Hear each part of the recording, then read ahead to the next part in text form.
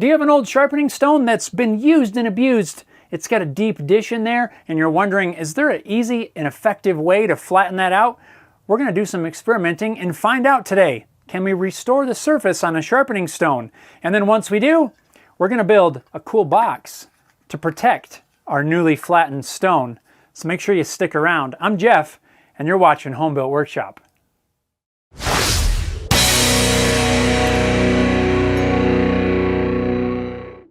What's going on, everybody? Welcome to this episode of Home Built Workshop. I hope your day is going awesome. A few weeks ago, I finished up these knives that I made from some horseshoes. If you haven't seen that video, there's a link down below in the description. You can check it out right after this video is done. When I was getting ready to sharpen these knives, I had to look at a bunch of different options, different ways to sharpen this up. Due to the shape of the blade, that was a little bit challenging. While I was searching around finding my different sharpening methods, I came across this sharpening stone. And while I didn't use it specifically to sharpen these horseshoe knives, I decided that this thing really needs some attention and should probably be the subject of today's video. Now, this is not at all a fancy stone whatsoever. In fact, this is the type of stone that I remember my grandpa using. I don't think this was his, but he had one very similar and he used to use it all the time. Maybe you have the same kind of memories. This thing is pretty old. It's been around a while. And if we take a little bit closer look at it, you can see that there's a pretty good dish in this surface, and it really makes it kind of hard to use when you're trying to flatten a blade. That dish in the stone occurs over time, especially if you don't keep your stones nice and flat. So basically what I want to do today is to resurface this stone so that it's a lot flatter and a lot more usable. As I've been doing some research on surfacing these stones, I see a lot of people just take it on a piece of sandpaper with a flat surface and start sanding it away. And I imagine that works pretty good. But it looks like it might take a while, especially on a stone with this much wear. So I'm wondering, can we use something like this simple belt sander to flatten this stone? I've never seen anyone try it, and there might very well be a good reason for that. But I don't know what that is. And since really everything in life is an experiment in some form or another, let's call this our own little experiment and see if you can flatten a stone, which I believe is an Oilstone, on a belt sander. Since at the moment I don't really know how this is going to go, I'm starting out with a 120 grit belt. That didn't really seem to do a whole lot, so then I switched over to an 80 grit belt. That sort of answers one question that I had. The stone quickly takes the abrasive right off the sanding belt, which I'm not really surprised, but it did start to flatten some here.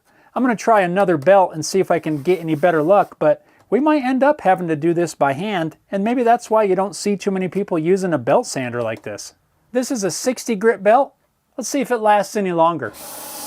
This belt started off really well. You can see the cloud of dust when I touched the stone to the belt, and I got really hopeful that this was going to do the trick, but it didn't take all that long before the belt stopped cutting.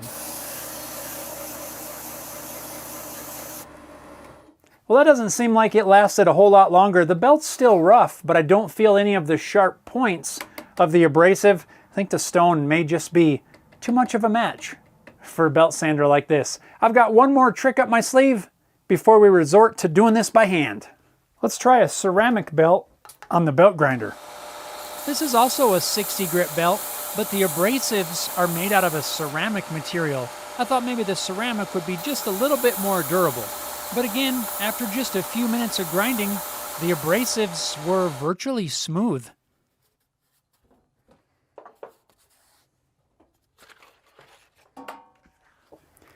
Well, it looks like we're going to be doing this by hand. I'm using a Blanchard ground piece of plate steel. It's dead flat, it works great for sharpening, and should make sure that our sharpening stone stays nice and flat as well. If you were ever looking for one, now's probably a good time to throw on some headphones, listen to some music or whatever you want to listen to. I got a feeling this is going to take a while.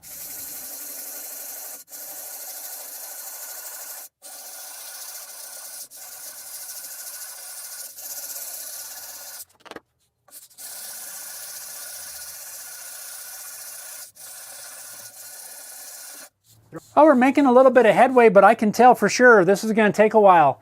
Also, the abrasive is not lasting very long. I don't know what others use as far as abrasive type for doing this sort of thing, but I think I'm going to need to get some more sandpaper. After searching around the shop, I found a bunch of offcuts from my drum sander.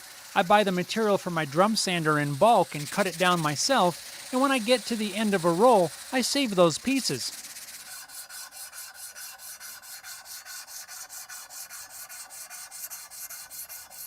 Well, this has taken a really long time, but we're getting there.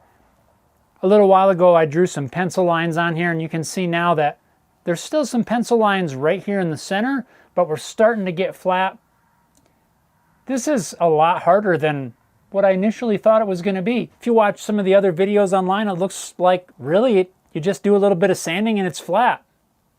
It's taken a lot of sanding. I suppose that this would probably work if you had plenty of abrasives to use on the belt sander. I just don't have that many belts to keep replacing them.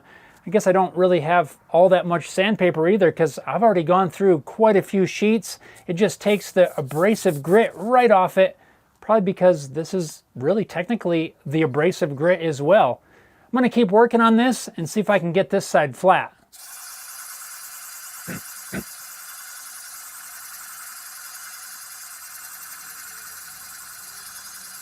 And the spot's getting smaller. Another point that I want to bring up is I've seen a lot of people do this using some water or some sort of a liquid on the sandpaper. From what I'm seeing, it's not so much that the sandpaper's clogging up. And while water may help a little bit to wash some of the grit away, I just think that the stone is almost harder than the sandpaper, so it's just wearing that abrasive right off the sandpaper. Maybe some of the others are using a different type of stone, but this one really doesn't seem to be clogging up the paper. Like I said, it just seems like it's wearing it right off. So I'm just going to keep swapping out the paper. I'm going to have to probably go get some more before long if we don't get this flat.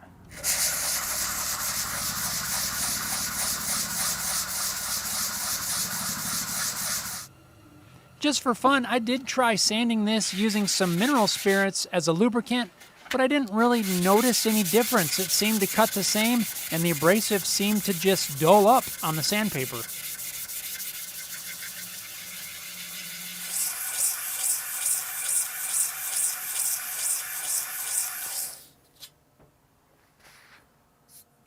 Well, I've finally got it down to where there's just a small dish in the center.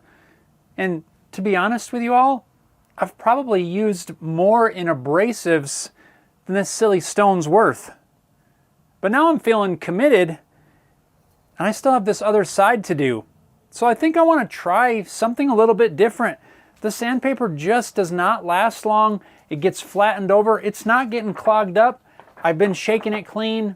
I think it's just wearing the grit right off of there. I think I'd probably suggest at this point, if your stone is as badly dished as mine is, you're probably better off just going and getting another one. You can probably buy one at a secondhand store or flea market or something like that for a lot less than it cost for the abrasives to get me this far. I did try the other side just a little bit, and it barely made a dent in the surface. In fact, it glazed the surface over. I believe this is the fine side of the stone. I don't really know, but I want to figure this out. I think at this point, I think it's time to try something, let's call experimental. Now this next method that I'm going to try may make you cringe. In fact, it kind of makes me cringe a little bit, but I don't know if this is going to work until we try it. I've got an old file here. Will a file flatten an oilstone? Let's find out. I'm going to add some mineral oil to the stone. I've heard that it can help soften the stone. I don't know if that's really what it does, but we're going to try it. All right, here goes.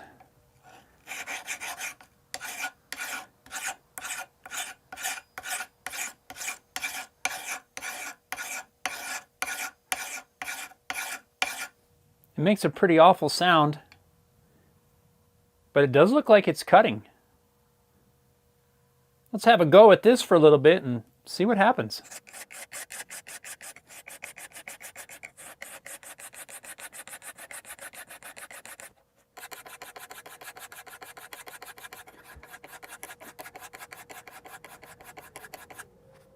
I found a bigger file.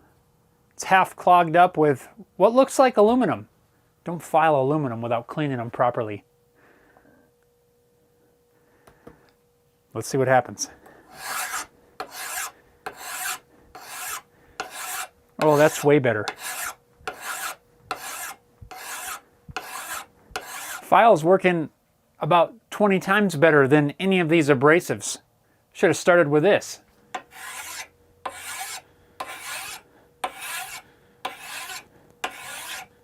It doesn't feel like it's dull in the file, at least not yet.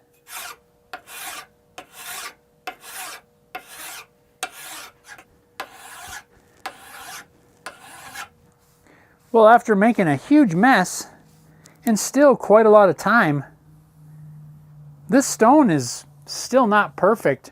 There's still a dish in there. I can feel it, but the surface is quite a lot flatter, and I think it might be usable just like that. So what's the conclusion here? Well, I'm not sure that there is a easy way to flatten a stone like this.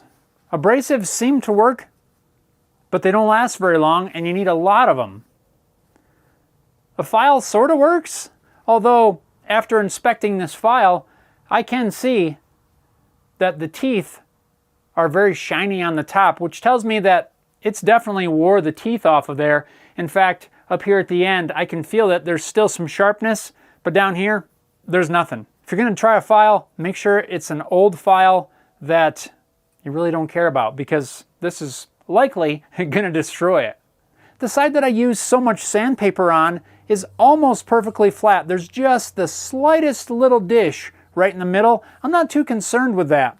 Now the side that I just filed still has quite a dip in there, but it's flat all the way across this way. I think I can live with that for now, especially since I just wore out the only files I'm willing to sacrifice for this project.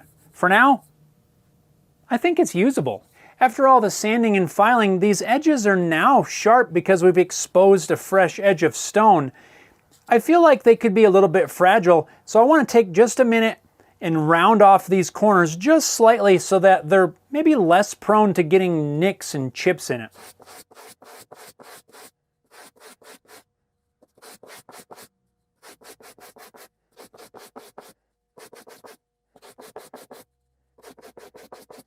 Well, after spending all of this time and ultimately money in both abrasives and a couple of files, I think it'd be nice to protect this surface we worked so hard to get by building a cool little box to store this in when it's not in use.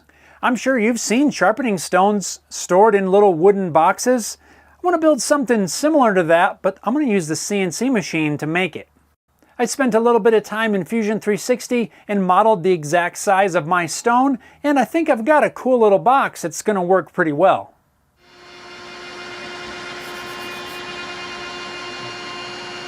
I loaded up a leftover piece of sassafras from a recent project I made for my daughter. There's a link to that video in the description you can watch after this one. This piece was the perfect size. All I had to do was set it up and let the robot do its job.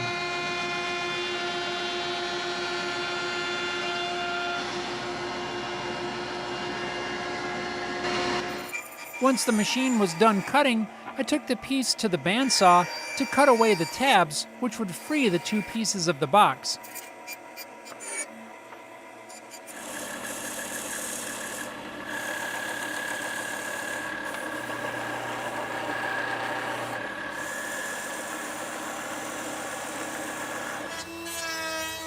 I used the router to put a small 1/8" radius on the top edges.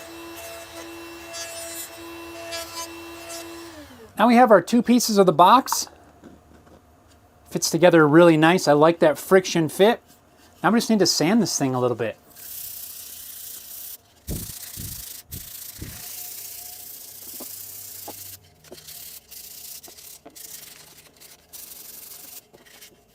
I want to put the Home Built Workshop logo on the top with the laser engraver. Before I do that, I want to give a light coat of spray-on lacquer just to protect the wood surface, that way you don't get burning. That's quite common with a laser engraver.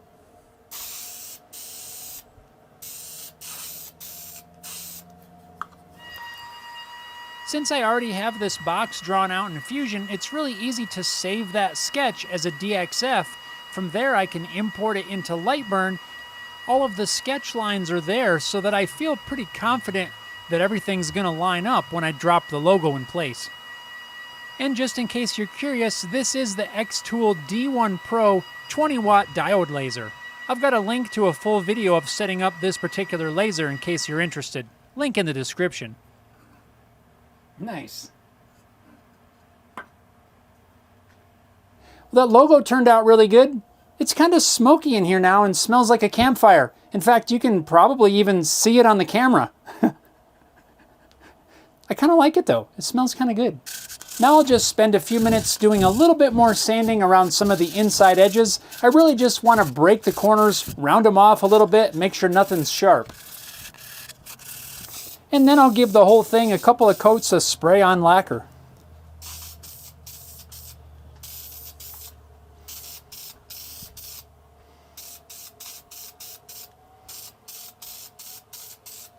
Well, after letting these pieces dry overnight, it took a little bit longer for the lacquer to dry, mainly due to the colder temperatures that we have right now, but they're dry, and let's see how everything fits. We have our base section here. This is the section that holds the sharpening stone. Stone goes right in there. And then, of course, we have the lid. Friction fit. I think this little box turned out really good. Well, this project turned out really well, and it's kind of a good example of how some projects don't always go as planned. I was hoping that it was going to be a lot easier to flatten this stone. Turns out it's really not that easy to do. Took quite a bit of time, and I've still got some work to do on this other side. That's the side that I flattened with the file. While I feel like it's a lot more usable, it's definitely not all that flat. I'm going to have to stock up on some abrasives for the belt grinder maybe. Try to get that flat over time. Right now though, I'm not too worried about it because this side of the stone, which is the coarser side, is plenty usable, and I can begin using that right away. It's kind of like I mentioned earlier. I sort of look at a lot of things in the workshop and life in general as really just being part of a big experiment. You got to figure things out, try things in order to understand how they're going to work. So don't be afraid to get out there and experiment. Try something you've never done. Do something you've never attempted before. Make that project that you've never made. Don't be afraid. It's all a big experiment, and we have nothing but lessons and cool stuff to learn from it. Hope you guys enjoyed following along on this little project and seeing some of my struggles as I try to figure out how to flatten a sharpening stone. Thanks a lot for watching, and we'll see you next time. It's a pretty snug fit. I like it.